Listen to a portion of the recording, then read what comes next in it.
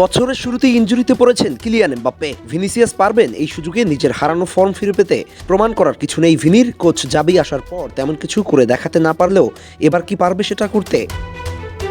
বছরের শুরুতেই চোটের কালো থাবা পড়ল রিয়াল মাদ্রিদ শিবিরে। দলের প্রধান তারকা কিলিয়ান এমবাপ্পে ছিটকে গেলেন প্রায় 1 মাসের জন্য।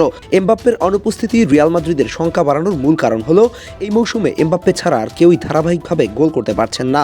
ফলে জানুয়ারি মাসের ম্যাচগুলোতে ভিনিসিয়াস জুনিয়রের জ্বলে ওঠা এখন রীতিমতো প্রয়োজন হয়ে দাঁড়িয়েছে।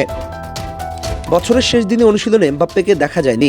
পরবর্তীতে ক্লাবের পক্ষ থেকে জানানো হয় তার বাম পায়ের হাঁটুতে চোট রয়েছে।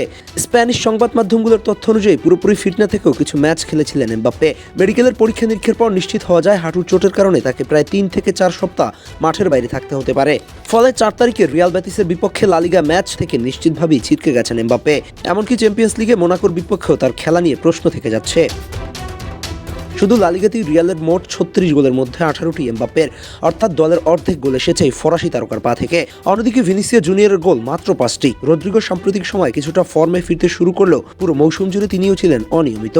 আর ভিনি তো দীর্ঘ সময় ধরে গোলের দেখাই পাচ্ছেন না।